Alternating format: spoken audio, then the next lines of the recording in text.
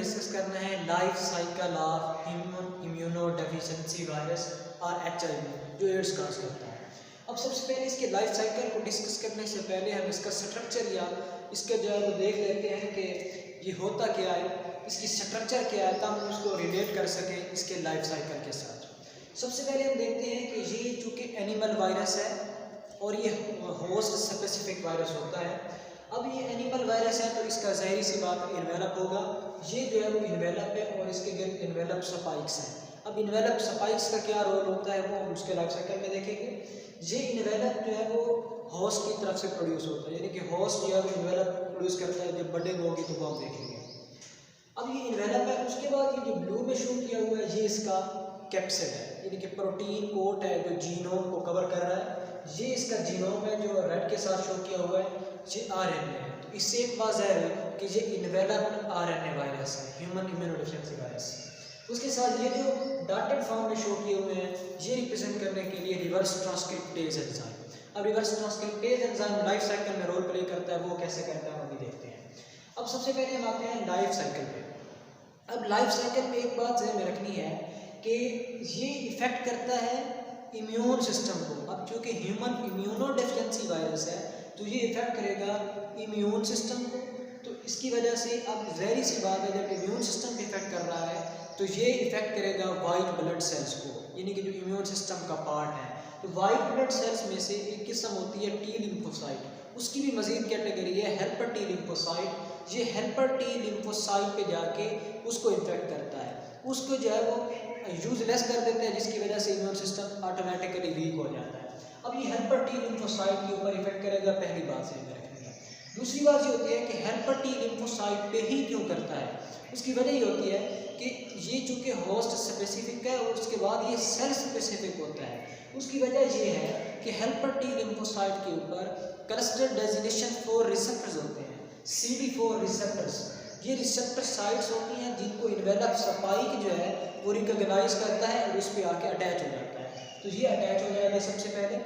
उसके बाद ये जो मैंने रेक्टेंगल की फॉर्म में शो किया हुआ है ये पूरा हेल्पर T लिम्फोसाइट सेल है और ये ब्लैक के साथ है ये न्यूक्लियस है। तो एक समझे कि सेल को हमने थोड़ा सा मैग्नीफाई करके लिखा ताकि आसानी से हम इसे समझ सकें। ये है एक सेल, अब सेल पे इफेक्ट कर रहा है ये देखते हैं। सबसे पहले ये अटैच होगा, उसके बाद एनवेलप समेत ये सेल के अंदर दाखिल होगा। एनिमल वायरस एनवेलप समेत दाखिल होंगे, ये आगे दाखिल होगा। उसके बाद जब इस साइटोप्लाज्म में आएगा तो इसकी अनकोटिंग हो जाएगी। अनकोटिंग का मतलब ये है कि इसका जो इसके गिर्द एनवेलप है वो डिज़ॉल्व हो जाएगा, इसके अंदर जो कैप्सिड जीनोम है वो सेपरेट कर जाएगा, ये बिखर जाएगा सारा साइटोप्लाज्म के अंदर। अब क्या होगा, यहाँ से हम RNA को ले लेते हैं। अब होना ये है कि RNA ने आगे DNA बनवाना है। अब एक टर्म होती है RNA से, यानी कि मैसेंजर RNA से DNA बनने का अमल। मैसेंजर RNA से DNA बनने को रिवर्स ट्रांसक्रिप्शन कहते हैं, ये हम RT से लिख देते हैं, रिवर्स ट्रांसक्रिप्शन। इसके अंदर जो एंजाइम होता है वो होता है रिवर्स ट्रांसक्रिप्टेज एंजाइम। ये हमने स्ट्रक्चर में देखा था कि ये किस तरह रोल प्ले करेगा। अब इस एंजाइम की मदद से RNA DNA में कन्वर्ट हो जाएगा। अब सबसे पहले एक स्ट्रैंड RNA का DNA में कन्वर्ट होगा तो ये बन जाएगा RNA DNA हाइब्रिड कॉम्प्लेक्स।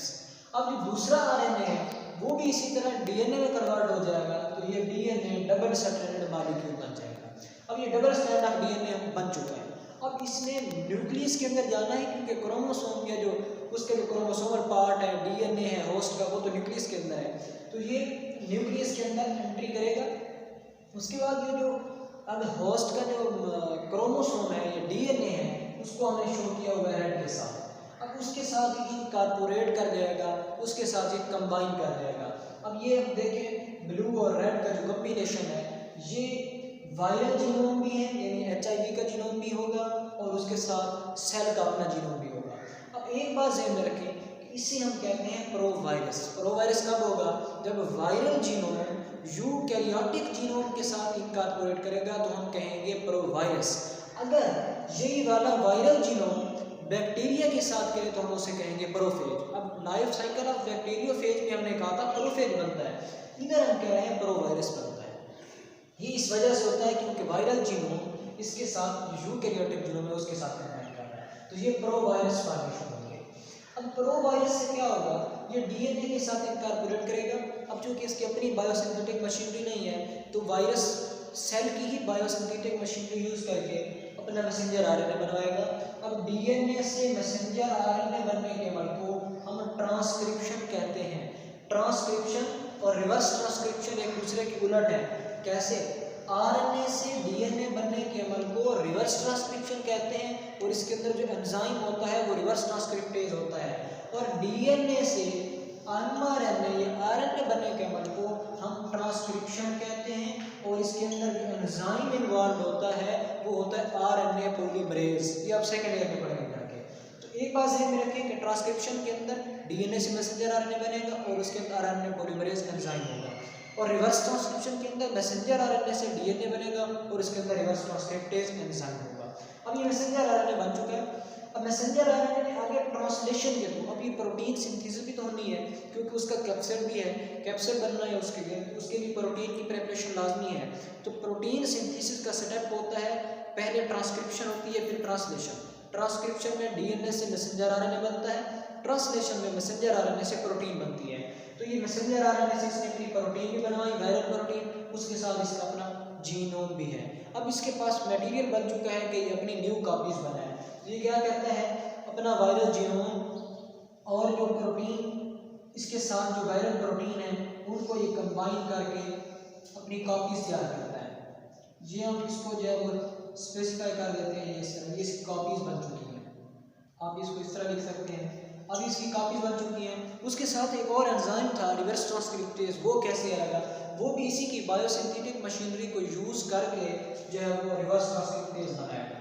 इसका मतलब क्या है कि रिवर्स ट्रांसक्रिप्टेज भी होस्ट बनाता है। अब रिवर्स ट्रांसक्रिप्टेज बन गया, उसके बाद क्या होगा कि बडिंग होगी। बडिंग का क्या मतलब है कि जब ये बहुत सारी मिकदार में बन जाएंगे तो जो सेल मेम्ब्रेन है हेल्पर टी लिम्फोसाइट की, क्योंकि सेल वॉल तो होती नहीं एनिमल सेल की, तो क्या होगा, सेल मेम्ब्रेन बर्स्ट हो जाएगी। इससे ये जो है वो एक एक करके बाहर जो है इजेक्ट कर जाएंगे, बाहर डिफ्यूज आउट कर जाएंगे। इसे हम कहते हैं budding through the cell membrane of host cell. अब ये बडिंग के नतीजे में ये एक न्यू जो है वो एक न्यू HIV बन जाएगा। अब ये दोबारा जो है वो सेल को इन्फेक्ट करने के लिए रेडी होता है।